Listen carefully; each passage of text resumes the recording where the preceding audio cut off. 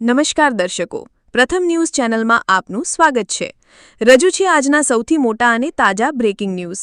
ચાલો શરૂ કરીએ આજના મુખ્ય સમાચારો સાથે। શ્રાવણ મહિનાના પહેલા દિવસે સોના ચાંદીના ભાવ ઘટ્યા।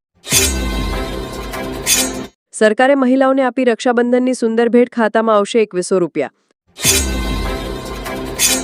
રાજકોટવાસીઓ માટે મોટા સમાચાર, 8 સપ્ટેમ્બરથી હેલ્મેટ ફરજિયાત કરવામાં આવશે।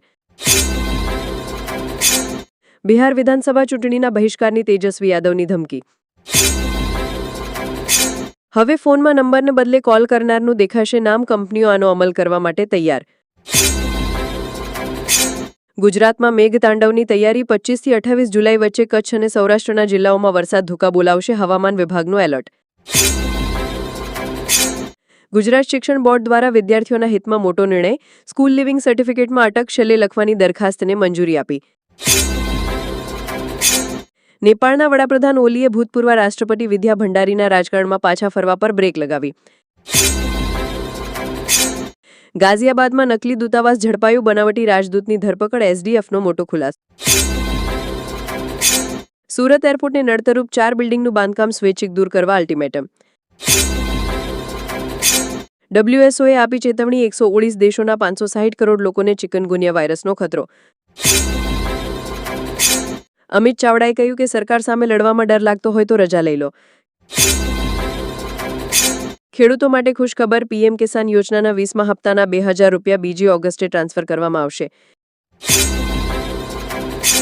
સિનિયર સિટીઝન માટેના હેલ્થ વીમામાં ખતમ થઈ જશે જીએસટી।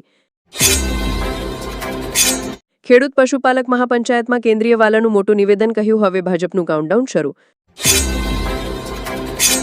રાહુલ ગાંધીએ કહ્યું ભારત પાકિસ્તાન યુદ્ધ બંધ કરનાર ટ્રમ્પ કોણ, પીએમ મોદી પોસ્ટ કરે।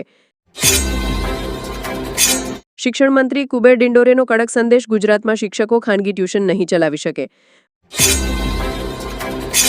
ભારતીય પાસપોર્ટનું રેન્કિંગ સુધર્યું, હવે વર્લ્ડ ઇન્ડેક્સમાં 77મા સ્થાને। વાહન ચાલકોએ સાયબર ફ્રોડથી બચવા વાહનનું ચલણ આરટીઓના અધિકૃત ઓનલાઈન પોર્ટલ પરથી જ ભરવું। ભારતમાં હાઇબ્રિડ અને ઇલેક્ટ્રિક વાહનની માંગ ઝડપથી વધી, પેટ્રોલ વાહનનું વ્યસન ઘટ્યું। બેંક ઓફ બરોડામાં 41 જગ્યાઓ પર ડિજિટલ અને સાયબર સુરક્ષામાં ભરતી। આ હતા આજના મુખ્ય બ્રેકિંગ ન્યૂઝ।